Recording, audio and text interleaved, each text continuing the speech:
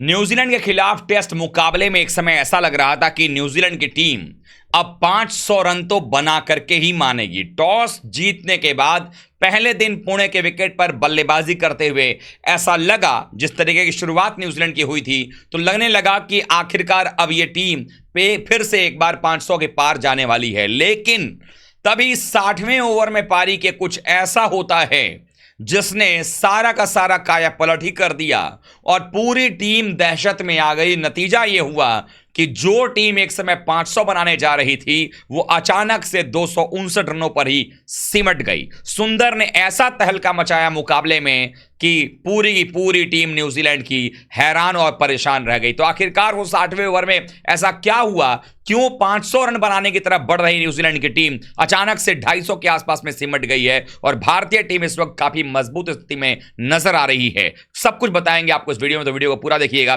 पसंद आए तो लाइक कीजिएगा, शेयर कीजिएगा दोस्तों में, और चैनल पर पहली बार आए हैं तो सब्सक्राइब बटन जरूर दबा दीजिएगा। चलिए वीडियो को शुरू करते हैं। सबसे पहली बात, दूसरे टेस्ट मुकाबले में यह सबको ही जान रहा था कि जो भी टीम टॉस जीतेगी पहले बल्लेबाजी का ही फैसला करेगी। बेंगलुरु जैसा ना यहां पर वेदर था, ना वैसा वहां पर विकेट था। लेकिन इस बार रोहित शर्मा कप्तान जो टॉस हार जाते हैं। ऑब्वियस सी बात है कि भाई अगर रोहित भी टॉस जीते तो पहले बैटिंग करते हैं, तो टॉम लैथम ने भी टॉस जीत के पहले बैटिंग का फैसला किया। शुरुआत उनकी टीम की काफी बेहतर नजर आ रही थी। एक समय लगा कि भाई ये जो ओपनर्स हैं वो कुछ अलग ही मुद्रा में नजर आ रहे हैं, लेकिन 32 रन के स्कोर पर पहला विकेट गिरा टॉम लैथम का। उनको आउट किया आर अश्विन ने। उसके बाद थोड़ी देर के बाद में फिर विकेट गिरता है, विल यंग भी चले जाते हैं, उसके बाद कॉनवे भी चले जाते हैं।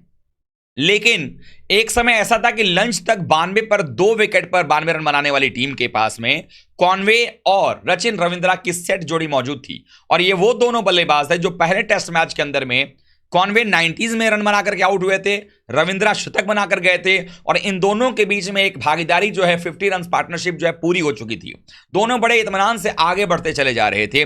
एक ऐसा भी वक्त आया जहां पर लगने लगा कि ये टीम जो है अब बहुत कुछ करने वाली है, लेकिन तभी जो है वो डेवन कॉनवे आउट होकर पवेलियन चले जाते हैं। पारी में 138 रन पर यह तीसरा विकेट गिर जाता है और कुल मिलाकर के जब आउट होकर 76 रन के स्कोर पर जाते हैं पवेलियन, तो फिर रचिन रविंद्रा और उनके साथ बैटिंग कर रहे बल्लेबाज डैरल मिचेल एक साझेदारी बनाने की कोशिश करते हैं।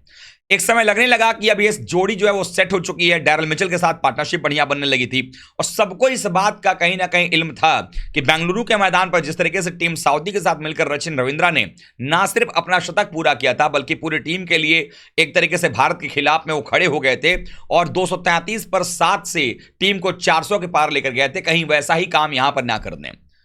197 रन स्कोर था 3 विकेट के नुकसान पर, यानी ये एक अच्छे स्कोर की तरफ जो है बढ़ती नजर आई थी। और लग रहा था कि रचिन रविंद्रा जिस प्रकार से शॉट्स खेल रहे थे, तीनों ही स्पिनर्स को बेहतर खेल रहे थे, पेसर को अच्छा खेल रहे थे, कप्तान रोहित शर्मा ये सोच नहीं पा रहे थे कि रविंद्र को आखिरकार कैसे आउट किया जाए। जडेजा से लेकर अश्विन तक, अश्विन से लेकर के सुंदर तक सबके साथ प्रयास कर चुके थे। पारी का 60वां ओवर आ गया। लंच तक 31 ओवर डालने वाली टीम टी ब्रेक तक भी शानदार ओवर रेट के साथ गेंदबाजी कर रही थी, लेकिन पारी का जब 60वां ओवर आता है वहां पर 197 पर 3 स्कोर होता है। लेकिन तभी वॉशिंगटन सुंदर आते हैं और वॉशिंगटन सुंदर ने आने के साथ एक ऐसी गेंद जादुई डाली, एक ऐसी जादुई गेंद डाली कि वो गेंद ऑफ और मिडिल की लाइन पर टपा पड़ करके हल्की सी सीधी रही, और उसको खेलने के लिए गए थे वहां पर बल्लेबाज, लेकिन बिल्कुल चूके गेंद की लाइन को, और रचिन रविंद्रा एक जादुई गेंद पर आउट हो गए। बोल्ड करके वापस पवेलियन भेजा रचिन रविंद्रा को। पारी का यह 60वां ओवर था और 60वें ओवर की यह पहली गेंद थी। टी ब्रेक और करीब आ रहा था। फिर 62वां ओवर आता है और वहां पर इस बार टॉम ब्लंडल शिकार हो जाते हैं। 197 पर एक समय 3 विकेट पर रहने वाली न्यूजीलैंड की टीम जब रचिन रविंद्रा आउट होते हैं तो 197 पर 4 होती है, 201 पर 5 हो जाती है। टॉम ब्लंडल को भी टी ब्रेक से पहले शिकार बना लेते हैं और 62 ओवर का खेल पूरा होता है। और इस सत्र के अंदर में रन तो ज्यादा बने होते हैं, लेकिन वो विकेट जो 2 गिरा, उसके बाद यही वो ओवर्स थे जहां से डाउट क्रिएट होना शुरू हुआ न्यूजीलैंड की टीम के मन में। उनको लगने लगा कि ये विकेट अचानक से हलचल करने लगी है। जो ड्रेसिंग रूम में मौजूद जो खिलाड़ी थे उनको भी ये डर सताने लगा कि अब इस विकेट पर खेल पाना मुश्किल ही नहीं, नामुमकिन होने लगा है। और जब टी ब्रेक के बाद खेल शुरू हुआ तो असली खेल तो वाशिंगटन सुंदर ने यहां से शुरू किया कि आने के साथ ही अभी 2-3 रन ही और जुड़े थे, डैरल मिचेल को भी उन्होंने चलता कर दिया। डैरल मिचेल को समझ में ही नहीं आई कि वो गेंद कैसे उनके सामने आई और उनको एलबीडब्ल्यू करके चली गई। और जिस तरीके की गेंदबाजी वाशिंगटन सुंदर कर रहे थे, मिचेल को भी ये लगने लगा था ड्रेसिंग रूम में जाने का टी ब्रेक पर कि ये जो गेंद यहां पर है वो ज्यादा हलचल करने लगी है और सुंदर की गेंद को पढ़ पाना मुश्किल ही नहीं नामुमकिन हो रहा था। फिर बाद के जितने बल्लेबाज आते गए सबके सब एक के बाद एक करके आउट होते चले गए, लगातार विकेटों का सिलसिला गिरता रहा और अंततः शुरू के 3 विकेट अश्विन के नाम रहे, टॉम लेथन, विल यंग, डेवन कॉनवे, और नीचे के सारे विकेट अगर आप देखेंगे, 7 विकेट अगर आप देखेंगे तो वो रहे वाशिंगटन सुंदर के नाम। तमिलनाडु का एक ऐसा ऑलराउंडर जिसने कि दिल्ली के खिलाफ में हाल ही में 152 रन की पारी खेली थी 2 दिनों पहले, उस खिलाड़ी को उसके बल्ले और गेंद का इनाम दिया गया था, स्क्वाड में लाया गया और स्ट्रेट अवे टीम में डाला गया और उसने अपना पहला 5 हासिल किया, यानी अपने करियर का पहला 5 विकेट हॉल निकाला और उसके बाद भी 2 विकेट और निकालकर 7 विकेट निकाला, अपना करियर बेस्ट फिगर प्राप्त किया और सामने न्यूजीलैंड की टीम 259 रनों पर निपट गई। हालांकि ये और बात है कि भारत के लिए भी 9 गेंदों में बिना खाता खोले रोहित शर्मा कप्तान आउट हो चुके हैं, एक बार फिर से फ्लॉप नजर आए हैं, लेकिन भारत ने 16 रन बना लिए थे दिन का खेल खत्म होते होते 1 विकेट पे।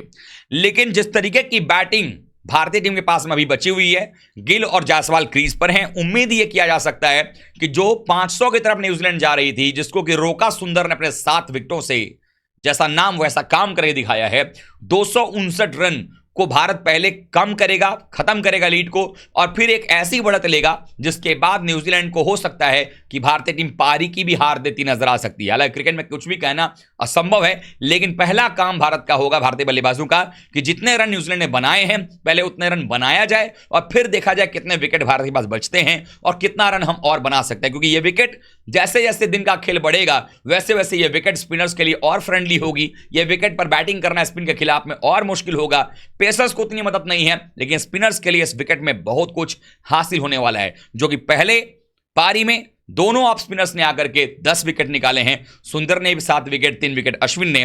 ये और भी ज्यादा खतरनाक हो जाएंगे जब दूसरी पारी में भारत के पास में अगर 100-150 की लीड रहती है और न्यूजीलैंड बैटिंग करने आएगा तो हो सकता है कि भारत को बल्लेबाजी करने के लिए दोबारा आना ना पड़े। तो ऐसे में आप ये कह सकते हैं कि इस टेस्ट मुकाबले में वो 60वां ओवर टर्निंग पॉइंट रहा भारतीय क्रिकेट के लिए, जहां पर कि 500 की तरफ जाती हुई न्यूजीलैंड की टीम सचिन रविंद्रा के आउट होते ही 259 रनों पर पूरी तरीके से सिमट गई।